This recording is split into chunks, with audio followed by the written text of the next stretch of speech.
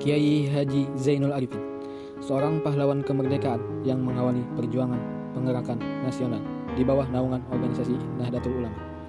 Pada zaman Jepang, pergerakan Bapak Zainul Arifin dengan nama organisasi Majelis Islam ala Indonesia yang kemudian berganti nama menjadi Majelis Syuro Muslimin Indonesia.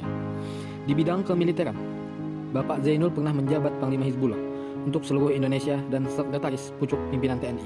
Setelah kemerdekaan, beliau berturut-turut menjadi anggota Badan Pekerja Komite Nasional Indonesia Pusat, anggota Dewan Perwakilan Rakyat sementara, Wakil 2 Perdana Menteri, Wakil Ketua DPR, dan Ketua DPR GR. Beliau masuk organisasi Nahdlatul Ulama, sebuah organisasi keislaman yang waktu itu juga sekaligus menjadi partai. Dalam perjalanan sejarah, pemerintah penduduk Belanda akhirnya keluar dari bumi Indonesia akibat kalah perang dari Jepang pada Perang Dunia Kedua. Pemerintah Belanda di Indonesia kemudian digantikan Jepang. Pemerintah penduduk Jepang ini menerapkan kebijakan baru mengenai partai-partai. Semua partai yang ada dilarang berdiri, tak kecuali Partai NU.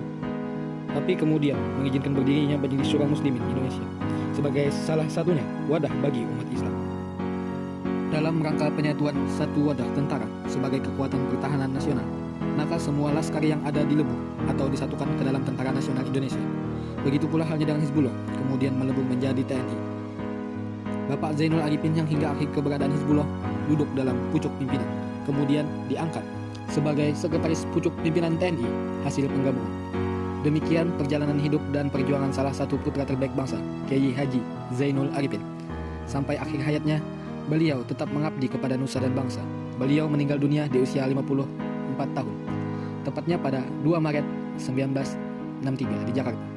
Jenazah beliau dimakamkan di Taman Makam Pahlawan Kalibata. Mengingat jasa-jasanya pada nusa dan bangsa, maka negara menganugerahkan gelar penghormatan kepada Kiai Haji Zainul Arifin sebagai pahlawan kemerdekaan nasional.